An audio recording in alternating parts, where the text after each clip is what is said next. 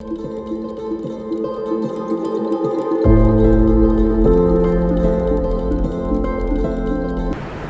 divided it into two main categories: finite work and non-finite work. Finite work में हमने जो चीज़ें कल पढ़ी थी, मेन वर्क, इसमें हमने पढ़ा था ट्रांजिटिव, इंट्रांजिटिव, फिर ट्रांजिटिव में हमने पढ़ा था monotransitive and ditransitive. After that regular work,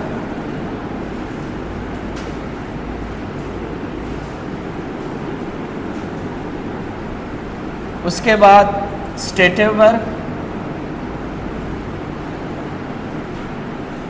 फिर copula verb, auxiliary work,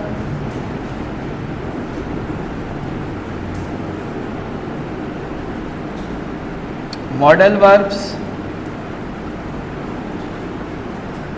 and light verbs. ठीक है. कॉम्प्लीमेंट क्या होता है? कोई इंफॉर्मेशन है? What is a complement? Complement simply आप इसे कह सकते हैं एडजेक्टिव, या अ वर्ड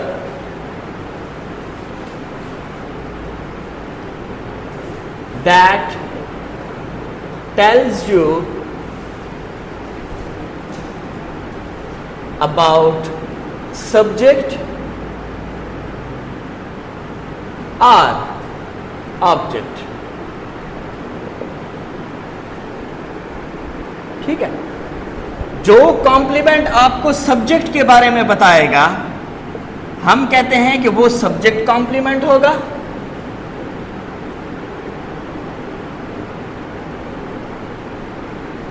अगर जो ऑब्जेक्ट की बात कर रहा होगा तो वो होगा ऑब्जेक्ट कॉम्प्लीमेंट. ठीक है. अच्छा, मैं कहता हूं कि अली इज हैप्पी.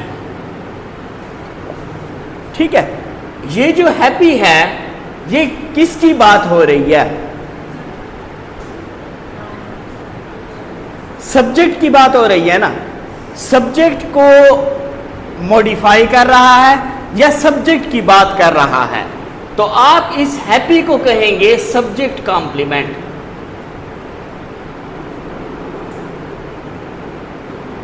ठीक है. हमने सिंपली पीछे इसको एडजेक्टिव कहा था. क्या कहा था? कि कैपुला वर्ब के बाद हम कोई नाउन यूज करते हैं या एडजेक्टिव यूज करते हैं. ठीक है. तो अब आप उस नाउन या एडजेक्टिव को एडजेक्टिव भी कह सकते हैं, और उसके लिए एक वर्ड है सब्जेक्ट कॉम्प्लीमेंट. ठीक है. सिंपली कॉम्प्लीमेंट का मतलब अपने माइंड में एडजेक्टिव रखें, या ऐसा वर्ड जो आपको सब्जेक्ट के बारे में, सब्जेक्ट के साथ लिंक कर रहा हो या सब्जेक्ट की बात कर रहा हो. ठीक है. तो वो होगा सब्जेक्ट कॉम्प्लीमेंट. इसी तरह ऑब्जेक्ट कॉम्प्लीमेंट, यहां देखें, ही मेड मी हैप्पी. अब यहां पर हैप्पी देखें, हैप्पी बात कर रहा है किसकी? मी. यहां पर हमारे पास क्या है? ऑब्जेक्ट. तो ये जो हैप्पी है, ये यहां पर ऑब्जेक्ट कॉम्प्लीमेंट होगा.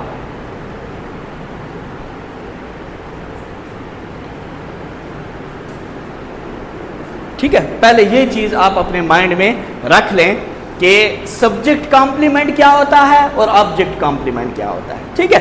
जब कोई एडजेक्टिव या कोई वर्ड सब्जेक्ट को रेफर कर रहा होगा, उसकी बात कर रहा होगा, तो हम उसे कहेंगे सब्जेक्ट कॉम्प्लीमेंट. अगर कोई वर्ड किसी नाउन के साथ लगा हुआ होगा, ऑब्जेक्ट के साथ, ठीक है, ऑब्जेक्ट को मॉडिफाई कर रहा होगा, उसके बारे में इंफॉर्मेशन दे रहा होगा, तो उस वर्ड को हम कहेंगे ऑब्जेक्ट कॉम्प्लीमेंट। सिंपली आप उसे एडजेक्टिव भी कह सकते हैं, लेकिन ये नाम भी आपके माइंड में हो कि सब्जेक्ट कॉम्प्लीमेंट क्या होता है और ऑब्जेक्ट कॉम्प्लीमेंट क्या होता है। क्लियर हुई है? जब कोई वर्ड सब्जेक्ट की बात कर रहा होगा तो वो सब्जेक्ट कॉम्प्लीमेंट होगा, ऑब्जेक्ट के साथ लगा होगा तो वो ऑब्जेक्ट कॉम्प्लीमेंट होगा। ओके, नॉन फाइनाइट वर्ब में हमारे पास जो चीजें हैं वो मेन 3 चीजें हैं।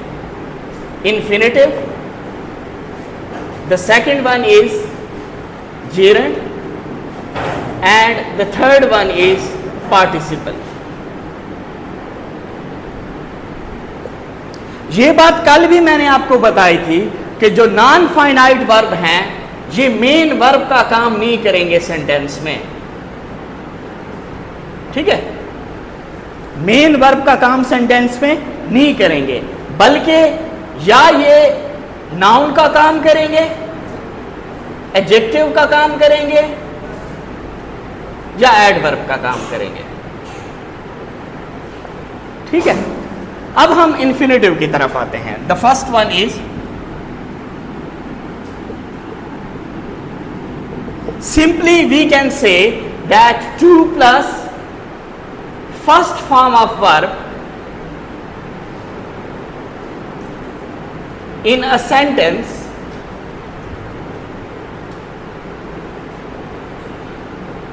is called infinitive। ठीक है, for example to read, to buy, to get. ठीक है, जब हम इसको इस तरीके से सेंटेंस में यूज करेंगे हम कहेंगे कि ये इन्फिनेटिव है। ये क्या है? अब देखें तो ये वर्ब है, ये भी वर्ब है, ये भी वर्ब है।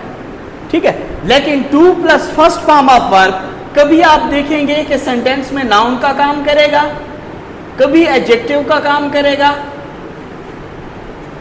और कभी एडवर्ब का काम करेगा। कैसे? To add is human. ठीक है, देखिए 2 plus first form of verb, तो हम पहले तो ये डिसाइड कर लेंगे कि ये इन्फिनेटिव है। ये क्या है? अब हमने ये देखना है कि ये इन्फिनेटिव यहां पर इन 3 में से किसका काम कर रहा है। बताएं, किसका काम कर रहा है? चूंकि ये सब्जेक्ट की जगह यूज हुआ पड़ा है तो ये नाउन का काम कर रहा है। ठीक है, अब देखें, she has a book to read, इसमें इन्फिनेटिव कौन सा होगा? टू रीड जो है ये क्या है? इन्फिनेटिव है। अब ये सेंटेंस में किस चीज का काम कर रहा है? बताएं।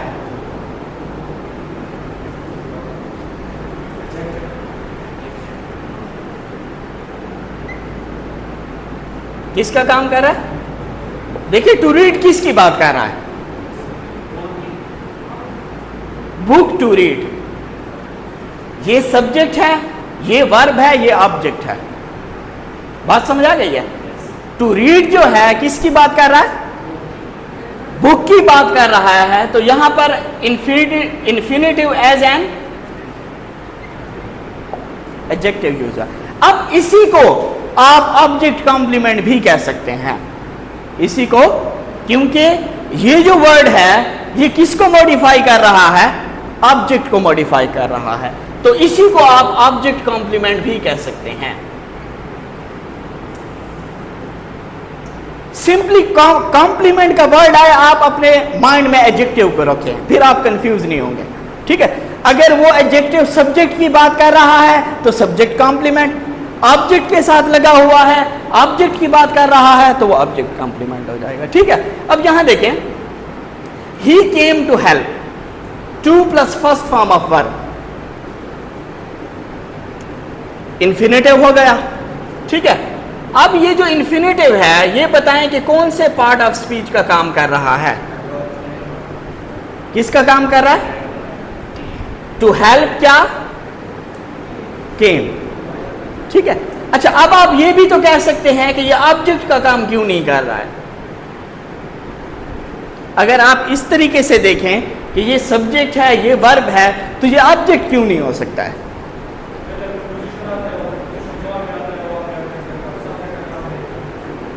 पहले क्या आ जाए? हाँ, नहीं, अब देखें ना, यहां देखें, she has a book, she has, ये ऑब्जेक्ट है। बुक क्या है? वर्ब के बाद फौरन क्या आया हुआ है? ऑब्जेक्ट आया हुआ है। अब यहां भी हमने वर्ब तो लिखा हुआ है, ठीक है। वर्ब के बाद आप कह रहे हैं कि ये एडवर्ब है। अगर मैं आपसे पूछूं कि वर्ब के बाद ये ऑब्जेक्ट क्यों नहीं है? जी नहीं, इन्फिनेटिव जो है वो नाउन का काम तो करता है ना, ठीक है, तो वो यहां पर भी यूज हो सकता है। ठीक है, यहां देखें, to give is to receive.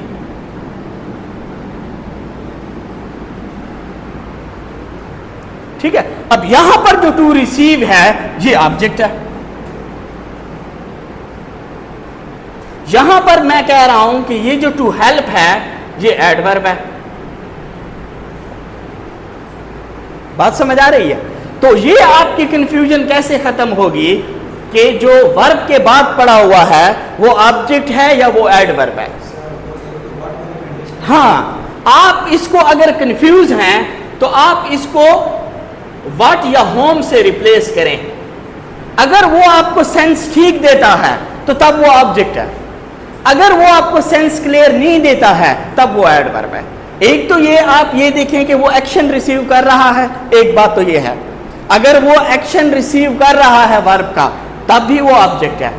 फिर भी अगर आप कंफ्यूज हैं तो आप उसको व्हाट या होम से रिप्लेस करें।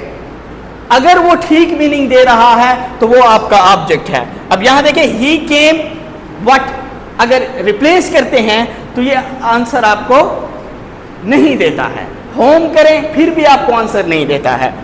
To give is what to receive, ठीक है, ये आपको व्हाट का आंसर देता है, तो ये ऑब्जेक्ट हो जाएगा, ये एडवर्ब हो जाएगा। ये आप अपने माइंड में रखें कि वर्ब के बाद आपका ऑब्जेक्ट भी आ सकता है और एडवर्ब भी आ सकता है।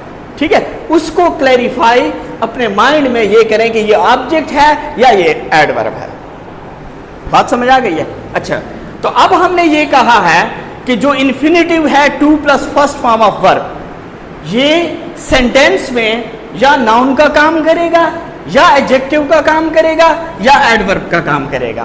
पहले सेंटेंस में हमने देखा वो नाउन का काम कर रहा है, दूसरे में हमने देखा वो एडजेक्टिव का काम कर रहा है, तीसरे में हमने देखा एडवर्ब का काम कर रहा है, चौथे में देखें ये नाउन का काम कर रहा है और ये भी नाउन का काम कर रहा है। ये एज ए सब्जेक्ट काम कर रहा है, ये एज एन ऑब्जेक्ट काम कर रहा है। तो नाउन है ना, आप या एज ए सब्जेक्ट यूज कर सकते हैं या एज एन, तो ये इन्फिनेटिव की प्लेसेस हैं जो आप याद रखेंगे।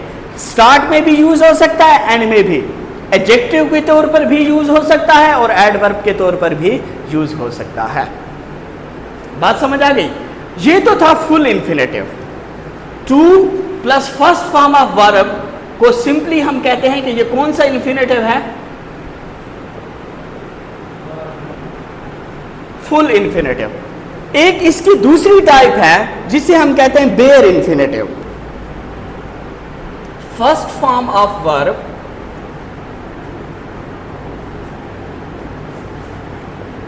विदाउट टू, इसमें जो टू का एलिमेंट है वो नहीं होगा, ये भी इन्फिनेटिव होगा। जनरली हम देखते हैं कि इन्फिनेटिव क्या है? To plus first form of verb है। बेयर इन्फिनेटिव ये भी इन्फिनेटिव है, लेकिन यहां पर हम क्या यूज नहीं करते हैं? टू यूज नहीं करते हैं। कैसे? अच्छा, अब ये हम कहां कहां पे यूज करते हैं?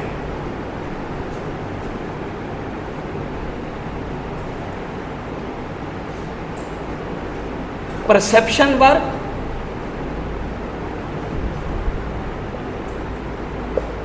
और सर्टेन वर्ब्स के साथ। अब परसेप्शन वर्ब्स क्या होते हैं? कल मैंने आपको सेंस वर्ब्स बताए थे।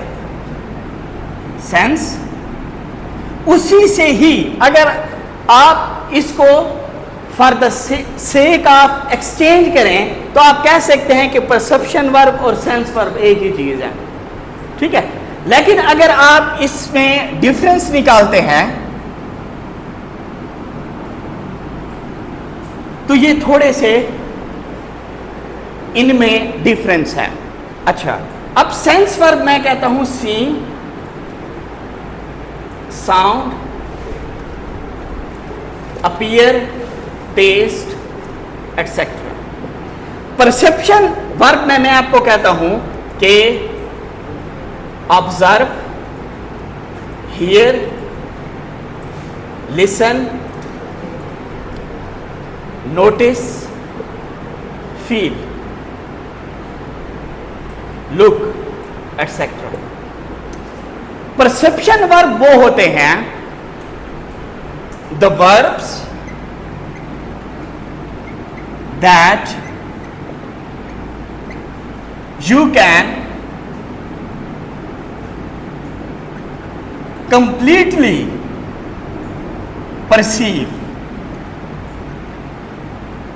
heard, see or listen, or you can completely experience by your senses। वो वर्ब जिसे आप अपने सेंसेस के थ्रू कंप्लीटली एक्सपीरियंस कर सकते हैं, ये जो हैं इनको आप कंप्लीटली एक्सपीरियंस नहीं कर सकते हैं। बात समझ आ गई है? मैं कहता हूं कि आई नोटिस्ड हिम, ठीक है। यहां पर ये जो नोटिस्ड है, हर्ड है, ऑब्जर्व है, फील है, लुक है, इन्हें आप एक्सपीरियंस, कंप्लीट एक्सपीरियंस कर सकते हैं इनका। जो सेंस वर्ब हैं इनका आप कंप्लीट एक्सपीरियंस नहीं कर सकते हैं, इस बात को याद रखें। अब यह है कि जो परसेप्शन वर्ब हैं इनके बाद आप बेयर इंफिनिटिव यूज कर सकते हैं। जो कौन से वर्ब हैं? अब देखें, मैं कहता हूं कि आई सॉ हिम रन।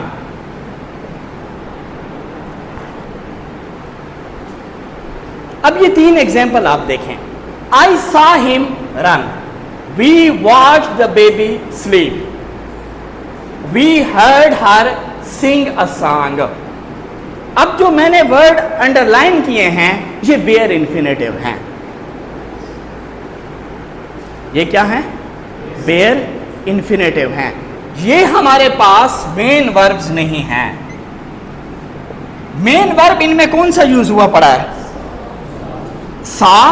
परसेप्शन वाले वर्ब्स जो हैं वॉच्ड और हर्ड, ठीक है। इनके बाद अगर first form of the verb इस तरीके से यूज होता है तो उन्हें हम कहेंगे ये बेयर इंफिनिटिव हैं। एक इनका यूजेज ये है कि परसेप्शन वर्ब्स के साथ जब हम again first form of the verb use करते हैं उन्हें हम कहेंगे ये बेयर इंफिनिटिव हैं। यही मैंने आपको बताया कि ये एक, अगर आप इनको ब्रॉडर पर्सपेक्टिव में लेते हैं तो ये एक ही सेंस वर्ब है। यहां पर आपको डिफरेंशिएट करना पड़ेगा परसेप्शन वर्ब में और सेंस वर्ब में। परसेप्शन वर्ब वो होते हैं जिन्हें आप कंप्लीटली परसीव कर सकते हैं, एक्सपीरियंस कर सकते हैं। सेंस वर्ब को आप कंप्लीटली एक्सपीरियंस नहीं कर सकते हैं। ये मेन डिफरेंस है सेंस वर्ब और परसेप्शन वर्ब में। जी हाँ, ये परसेप्शन वर्ब्स हैं। आप किसी को सुनते हैं तो कंप्लीटली एक्सपीरियंस करते हैं ना।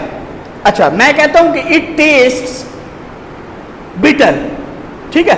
अब वो जो टेस्ट है वो कंप्लीटली आप उसको एक्सपीरियंस नहीं करते हैं, तो टेस्ट का जो वर्ड है वो सेंस वर्ब में चला जाएगा। जिस चीज को आप कंप्लीटली एक्शन के थ्रू एक्सपीरियंस करते हैं। बात समझ आ गई है? तो परसेप्शन वर्ब्स के बाद आपके जो बेयर इन्फिनेटिव हैं वो यूज हों। ये थोड़ा सा कंफ्यूजिंग है, लेकिन इसको आप समझे जी। वो मैं आगे आ रहा हूं, ठीक है? जब हम जीरन पे आएंगे ये बात मुझे याद दिलाना कि आई सा हिम रनिंग क्यों नहीं हो सकता है, ठीक है?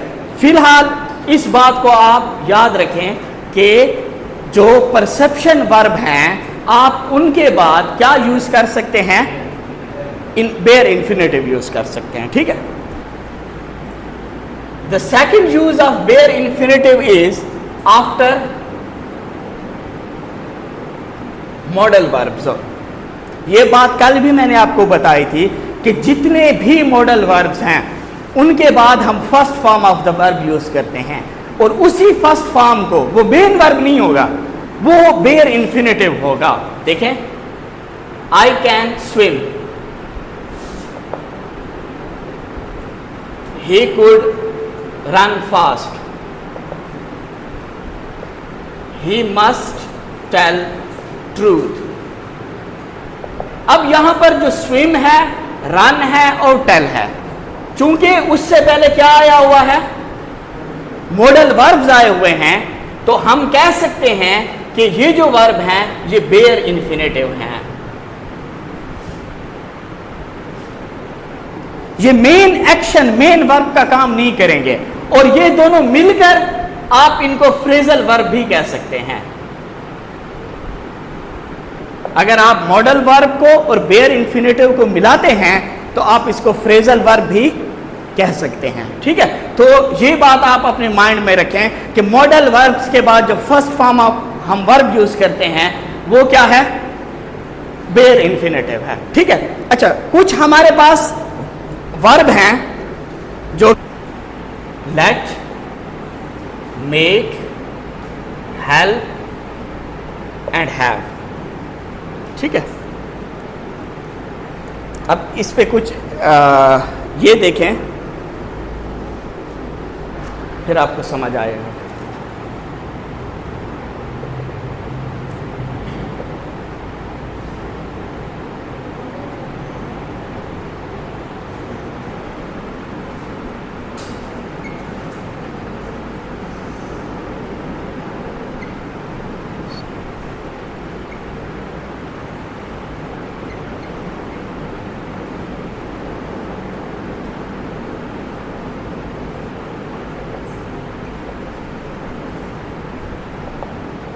अब ये वर्ब आप अपने माइंड में रखें, लेट, मेक, हेल्प और हैव। इसके बाद अगर जब हम first form of the verb उसी सेंटेंस में यूज करेंगे वो बेयर इन्फिनेटिव होगा। देखें, लेट हिम स्पीक, ये क्या है? फर्स्ट फॉर्म ऑफ वर्ब है, किसके साथ यूज हुआ है? लेट के साथ, तो ये बेयर इन्फिनेटिव है। He made me wait, they helped us finish, he made me write। तो ये वाले जो वर्ब्स हैं अगर इनके बाद उसी सेंटेंस में first form of the verb use होगी, ठीक है, इसी स्ट्रक्चर में, तो आप उन्हें कहेंगे कि ये बेयर इन्फिनेटिव हैं, ठीक है? इसके बाद हमारे पास कुछ सर्टेन एक्सप्रेशंस हैं, ठीक है? जैसा कि certain,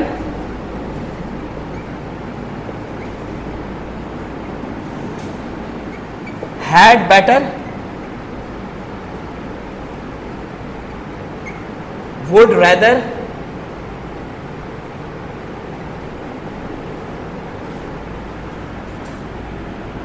दो और हैं, why not and all I did।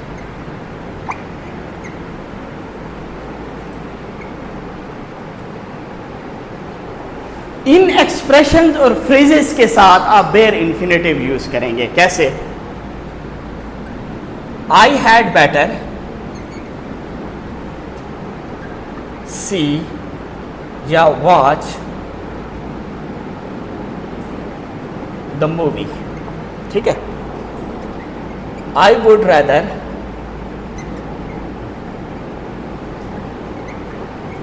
get this opportunity? Why not ask the question?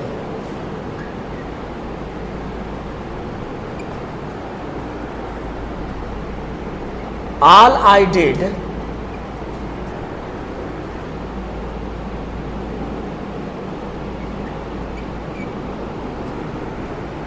अब यहां देखें कि ये जितने भी एक्सप्रेशंस हैं उनके बाद आप हमेशा first form of the verb use करेंगे और वो first form of the verb आपका बेयर इंफिनिटिव होगा।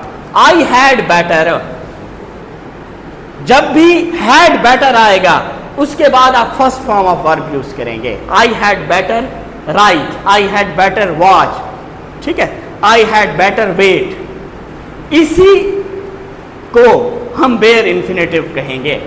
आई would rather first form of the verb हमेशा यूज करेंगे और ये आपका बेयर इंफिनिटिव होगा। Why not ask, all I did was wait.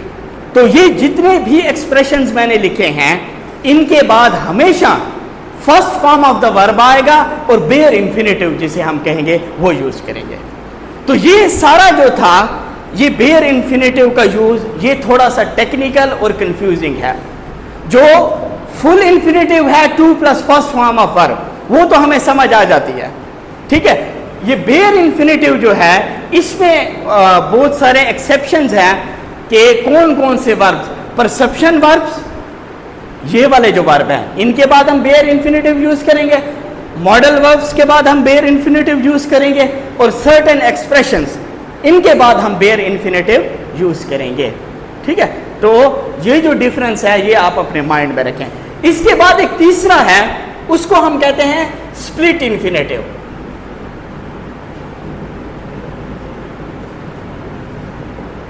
एक है full infinitive to plus first form of verb, एक है just first form of verb, एक है स्प्लिट इंफिनिटिव।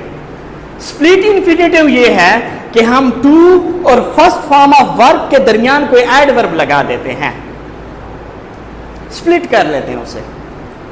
टू और फर्स्ट फॉर्म ऑफ वर्ब के दरमियान क्या लगा देते हैं, एडवर्ब। मैं आपको दो एग्जांपल्स देता हूं।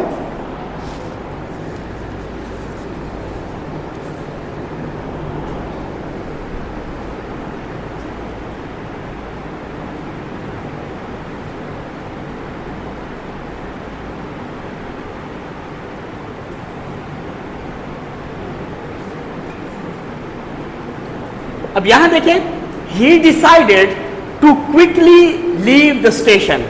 असल इंफिनिटिव है टू लीव, ठीक है। टू लीव के दरमियान हमने क्या लगाया हुआ है, एडवर्ब, क्विकली लगाया हुआ है। तो टू क्विकली लीव जो है इसे हम कहेंगे स्प्लिट इंफिनिटिव। यहां देखें, टू रियली अंडरस्टैंड, ठीक है। टू और अंडरस्टैंड के दरमियान हमने क्या लगा दिया है, तो इस सारे को हम कहेंगे स्प्लिट इंफिनिटिव। बात समझ आ रही है। टू फुली अप्रिशिएट,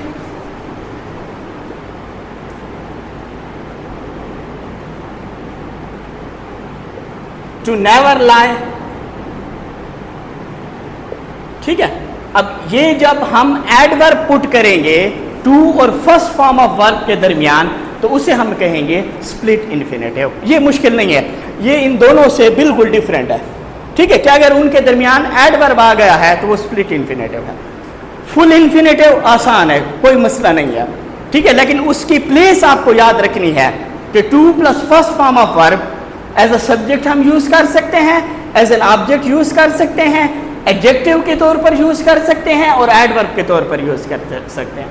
जो बेयर इंफिनिटिव है इसके थोड़े यूजेजेस ज्यादा हैं कि हम कैसे परसेप्शन वर्ब के साथ यूज करेंगे, मॉडल वर्ब के साथ यूज करेंगे, ये सर्टेन वर्ब्स हैं इनके साथ यूज कर सकते हैं और सर्टेन एक्सप्रेशंस के साथ यूज कर सकते हैं। तो ये सारा आपका इंफिनिटिव था जी। After that we have participle.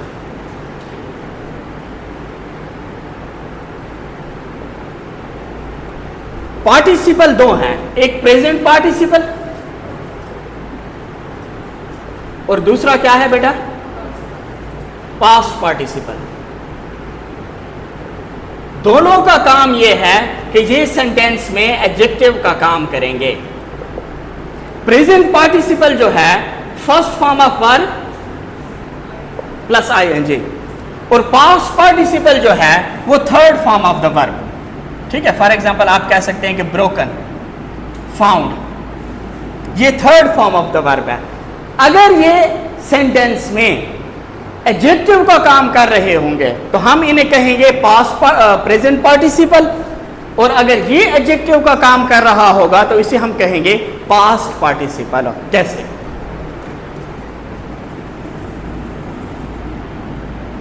I heard a breaking news. अब इस सेंटेंस में आप देखें कहीं पर आपको first form of verb plus I N G नजर आ रहा है, ये है। ठीक है, अब यहां पर आप देखें कि ये किस चीज का काम कर रहा है, इस बात को ये करें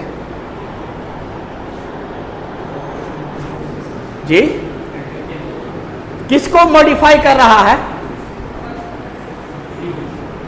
न्यूज की बात कर रहा है। कौन सी न्यूज, ब्रेकिंग न्यूज। अच्छा,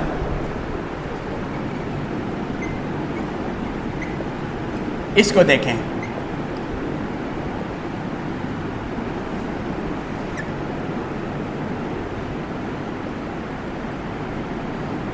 ये आप लोगों की सिचुएशन होगी। A boring lecture can make student sleepy. अब यहां पर देखें first form of verb plus ING है। ठीक है, किस चीज का काम कर रहा है इस सेंटेंस में, लेक्चर की बात हो रही है ना, तो आप कह सकते हैं कि ये जो बोरिंग है ये हमारे पास प्रेजेंट पार्टिसिपल है।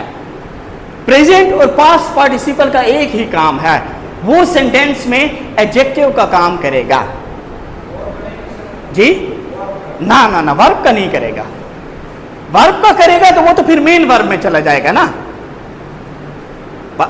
जो प्रेजेंट पार्टिसिपल आप प्रेजेंट पार्टिसिपल कर रहे हैं मेन वर्ब की बात। यहां देखें कि I am writing a letter. अब यहां पर देखें first form of verb plus ING है।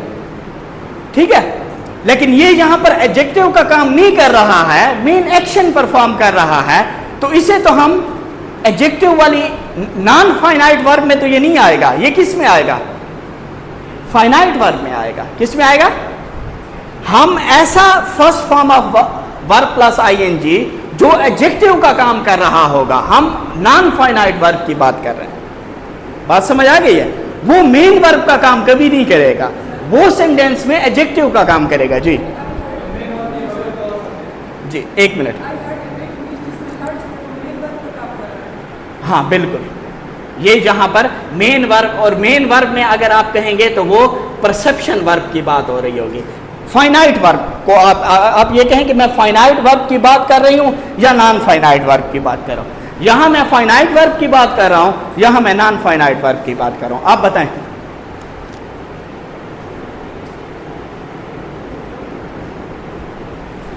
इसका आप क्या कह रहे हैं कि ये रनिंग यहां पर क्या है, जी रन नहीं है, बिल्कुल नहीं है। हेल्पिंग वर्ब लगा हुआ है, हेल्पिंग वर्ब के बाद first form of verb plus I N G आती है। Horse is running in the street, ये तो मेन वर्ब है। तो मैं कह रहा था कि जो प्रेजेंट पार्टिसिपल है first form of verb plus I N G, अगर वो एडजेक्टिव का काम कर रहा होगा तो उसे हम कहेंगे प्रेजेंट पार्टिसिपल। अगर आई सा a broken window, a tired man या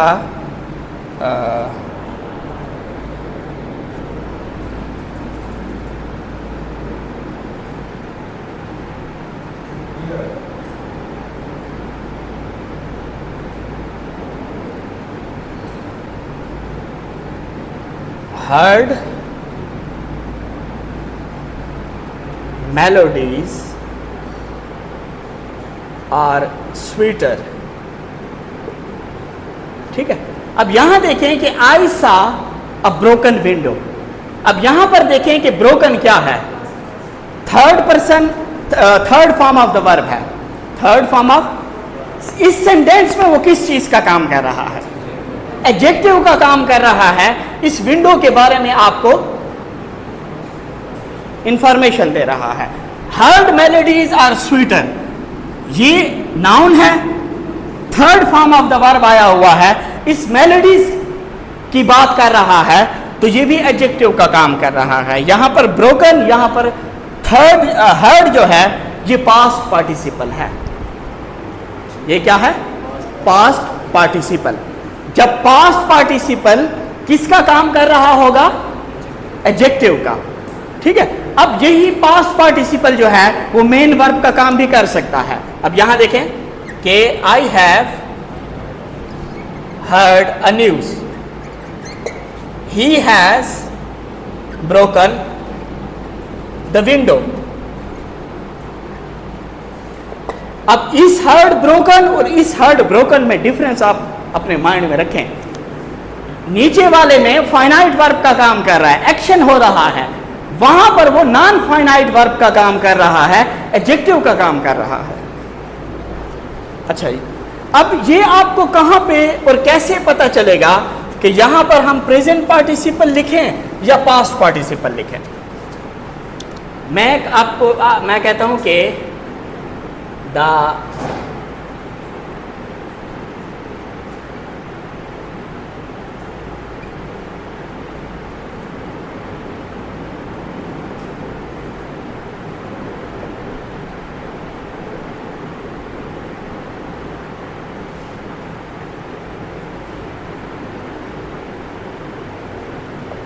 इसमें से कौन सा ठीक होगा,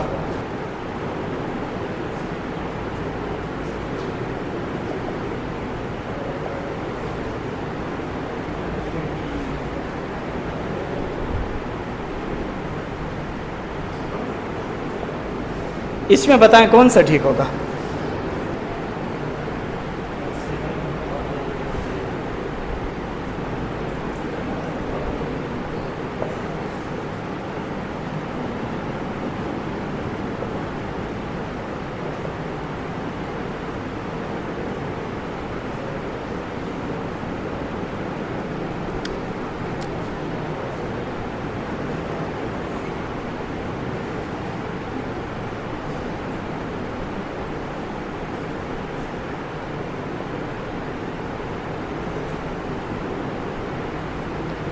इसमें बताएं कि यहां पर प्रेजेंट पार्टिसिपल ठीक लगेगा या पास्ट पार्टिसिपल ठीक लगेगा।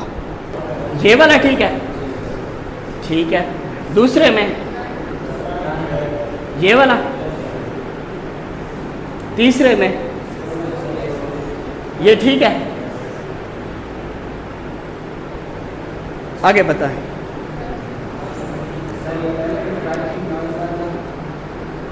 ठीक है, ये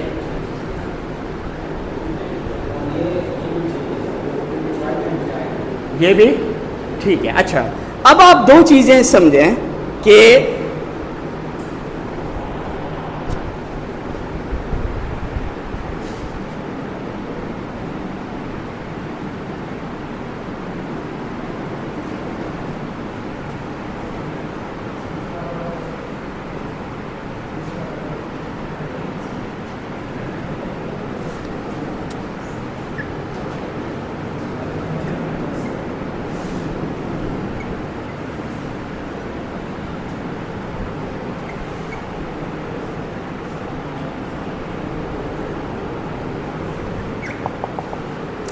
जो प्रेजेंट पार्टिसिपल होगा क्या, वो हम वहां यूज करेंगे जब ये कंडीशन होगी कि समवन और something that is doing the action. जब कोई चीज या कोई पर्सन कोई एक्शन परफॉर्म कर रहा होगा, पास्ट पार्टिसिपल हम वहां यूज करेंगे it tells what happen to someone और समथिंग। ये दो चीजें जो हैं अपने माइंड में रखें। अब यहां देखें, द राइजिंग सन लुक्स, इस पर ये वाली डेफिनेशन अप्लाई हो रही है कि सूरज निकल रहा है। Something that is doing the action, तो ये हमारे पास राइजिंग आ जाएगा। एक्शन, कौन रो रहा है? बेबी, द क्राइंग बेबी आएगा। ठीक है, अब यहां पर the stolen necklace, what happened to the necklace? It has been, अच्छा, what happened to the children? They were frightened, the frightening noise. अब ये नाइस एक्शन में है। Someone something that is doing the action, तो frightening आएगा।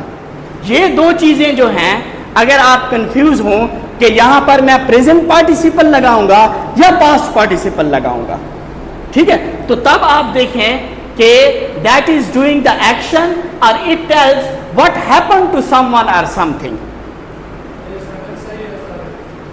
जो मैंने टिक लगाए हैं, पहले वाला गलत है, ये वाला, ये ठीक है।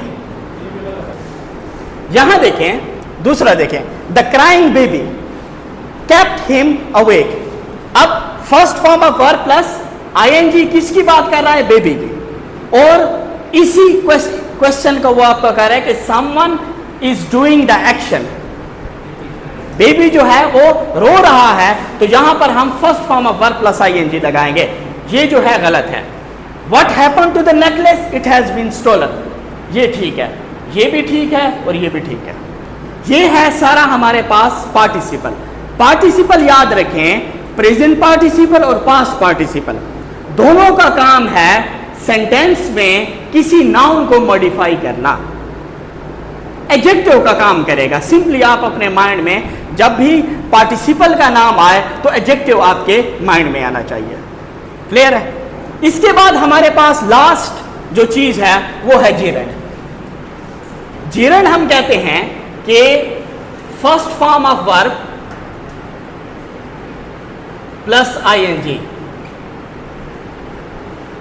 It always function as noun in the sentence. अगर first form of verb plus ING sentence में नाउन का काम करेगा तो उसे हम कहेंगे जीरंड। कैसे? मैं कहता हूं swimming is necessary for health. He doesn't like smoking. ठीक है? My favorite activity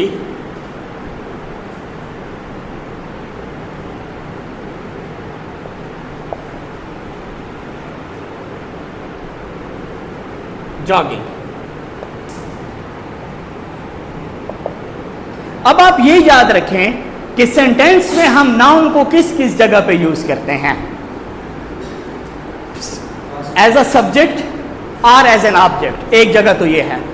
दूसरी जगह मैंने आपको बताई थी कि किसी प्रीपोजिशन से पहले, किसी, मैंने आपको कहा था कि अंडर द टेबल, अंडर, और ये जो टेबल है ये ऑब्जेक्ट है किसका? प्रीपोजिशन का। Noun can be used as the object of preposition. ये तीसरी प्लेस, ठीक है। चौथी प्लेस उसकी कौन सी होगी? अगर आप उसको सब्जेक्ट कॉम्प्लीमेंट की जगह यूज कर सकते हैं। किसकी जगह यूज कर सकते हैं?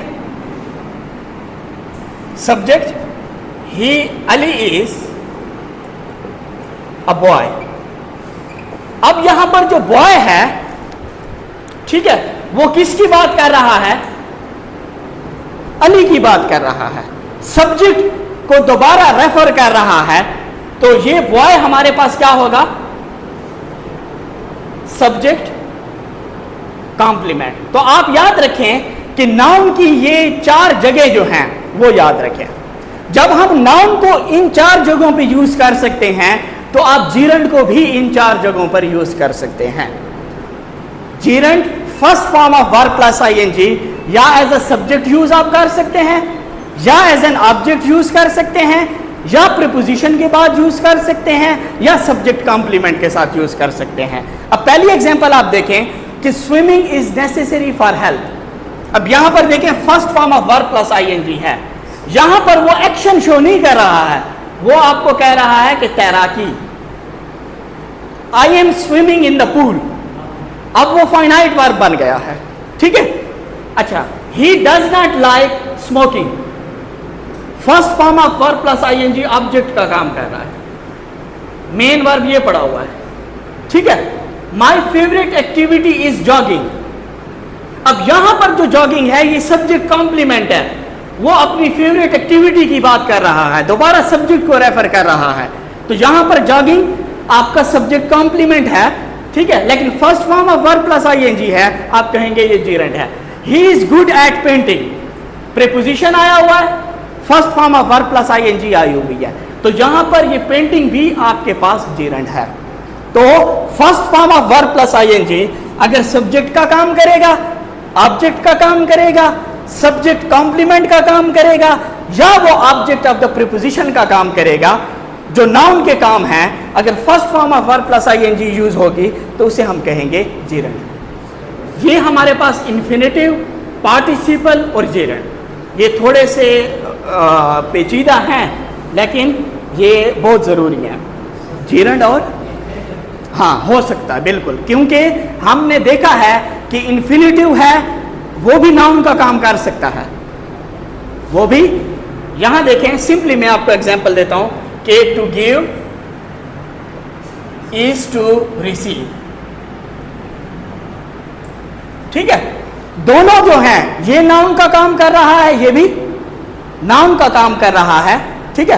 तो अब यहां पर ये इन्फिनेटिव है, यहां पर आप कह सकते हैं कि giving is receiving, you have replaced infinitive with जीरेंड, कर सकते हैं बिल्कुल, क्योंकि दोनों का एक, अगर हाँ ऐसा हो कि इन्फिनेटिव एडजेक्टिव का काम कर रहा हो तब आप उसको रिप्लेस नहीं कर सकते, क्योंकि इन्फिनेटिव के तीन काम है, नाउन का काम कर रहा है, एडजेक्टिव का काम कर रहा है और एडवर्ब का काम कर रहा है। अगर नाउन का काम कर रहा है तो फिर आप उसको जीरेंड के साथ एक्सचेंज कर सकते हैं। हाँ आया हुआ है ना, ये देखें, गिविंग इज रिसीविंग, एक एज अ सब्जेक्ट आया हुआ है, दूसरा एज एन ऑब्जेक्ट आया हुआ है।